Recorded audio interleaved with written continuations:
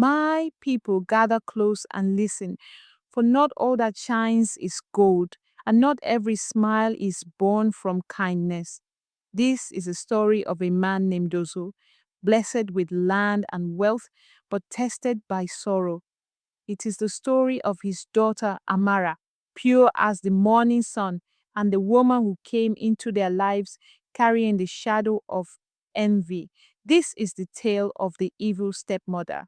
May your heart be steady, for what you are about to hear is not for the faint of spirit. They said Ozo was a man favored by the gods, but sorrow sat heavy in his chest. His wife had crossed to the land of the ancestors, leaving behind her only child, Amara. Night after night, Ozo wept at her grave, his daughter kneeling beside him, wiping her father's tears with her small hands. But the elders grew restless. A man cannot live without a woman, they said. So they urged Ozo to take another wife, and then came Ijeoma. Her smile was bright, her laughter soft, but behind her eyes lay something cold. On the day she entered Ozo's compound, the air grew still. Her shadow stretched longer than her body, and though her lips greeted with warmth, the spirits whispered otherwise. Amara stood quietly and watching, her heart unsettled. For she knew this woman's smile did not reach her soul. At first, the home seemed peaceful. Ijeoma cooked, she cleaned, she spoke sweet words to Ozo. But jealousy is like smoke.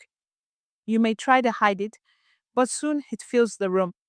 Each time Ozo praised Amara, calling her the image of her late mother, Ijeoma's heart boiled.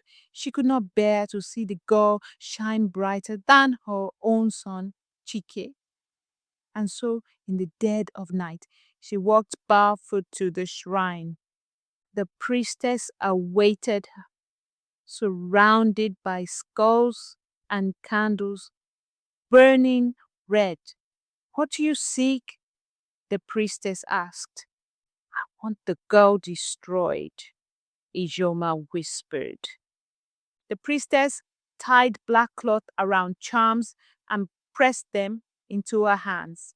"Spit her name upon this 3 times and her light will fade." And so Ijeoma did. And as she turned back home, an owl screeched into the night. The gods themselves had heard her oath. Jealousy seeks proof.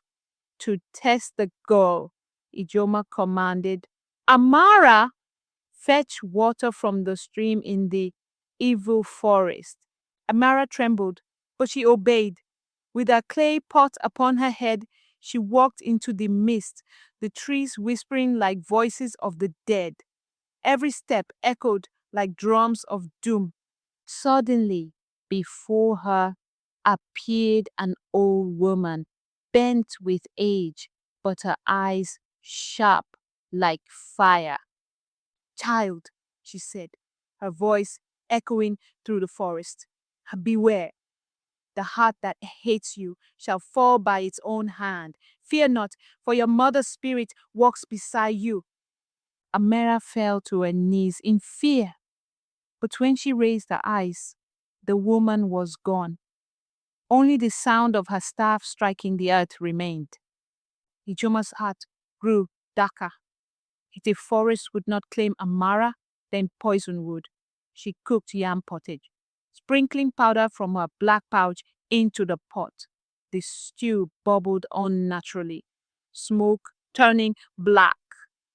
But before Amara could taste it, the pot overturned itself, spilling across the floor. From the rising steam came a cry, sharp and haunting. Ijeoma gasped in terror, covering her ears. When Ozo entered, she forced a smile. The pot slipped, she lied. But in her heart, fear gnawed. Something stronger than her charms was protecting the girl. Ijeoma's son, Chike, became her weapon. Arrogant and cruel, he tormented Amara. He tore her papers, mocked her, and shouted, "This house belongs to my mother. You are nothing here." But Ozo stood in anger. "She is my daughter, and she is everything to me," he warned. Ijeoma wept false tears. "Husband, your daughter disrespects me." And so Ozo's heart was torn between wife and child. His nights sleepless, his days heavy. In her desperation, Ijeoma returned to the shrine. There, a goat's throat was cut, and his blood poured over the idol. The priestess chanted, "Her soul is bound, her destiny tied." From that night, Amara fell ill. Blood stained her lips, her body weakened, her laughter vanished. At night, she heard whispers, "Leave, leave this house." Shadows crawled across her walls, though no one stood there. The girl cried silently, clinging to hope, but heaven does not abandon the innocent. One night, as Amara drifted between life and death, her mother appeared in a dream. She glowed white as the moon, her voice soft as wind. "My child," she said, "your light cannot be covered. Be strong. This storm will pass." When Amara awoke, her strength had returned. Ijeoma stared in disbelief. "Why does she not die?" she hissed, for now fear crept into her heart. In the market, tongues wagged. Women whispered, "Have you seen how she insults the girl?" Neighbors muttered, "A mother who hates a child cannot prosper." Though Ijeoma smiled in public, her name spread like rot through the village. And still Amara walked with humility, never raising a voice, never repaying insult with insult. This only deepened Ijeoma's shame. At the festival, the drums thundered. Villagers danced, laughter filled the air. Amara walked into the square, and all eyes turned. Her beauty shone like dawn, her steps graceful as water. The elders rose, praising her. But Ijeoma, burning with envy, lunged forward and tore her wrapper, leaving her half-clothed before the crowd. Instead of shame, the villagers erupted in cheers. "Amara! Amara!" they chanted. The gods themselves seemed to favor her, and in that moment, Ijeoma knew her battle was failing. Wine loosens lips. That night, Chike drank too much and his tongue betrayed his mother. "Do you not know?" He laughed bitterly. "My mother visits the shrine at night." The crowd gasped. Ozo froze in disbelief. And then, from the shadows, the old woman appeared once more. A staff struck the earth with thunder. "The hour is near. Judgment is close." And just as suddenly, she vanished again.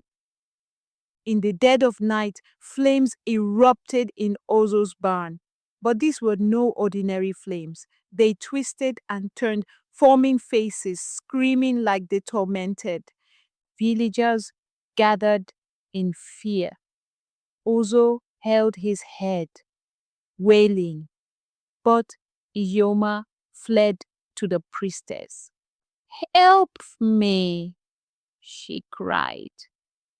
But the priestess only spat on the ground. "Foolish woman, your time is finished. Even the spirits have turned against you." The elders summoned Ozo's family. The truth could no longer hide. Witnesses spoke. "We saw her at the shrine." Others added, "She curses the girl in secret." Then, as the council listened, Amara collapsed. Her body stiffened. Her eyes rolled back. Her mouth foamed. The crowd screamed.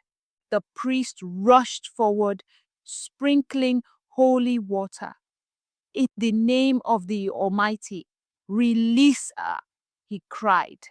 And suddenly, Amara gasped, her body shaking back to life. The crowd fell silent. The spirits had spoken. Ijeoma refused defeat.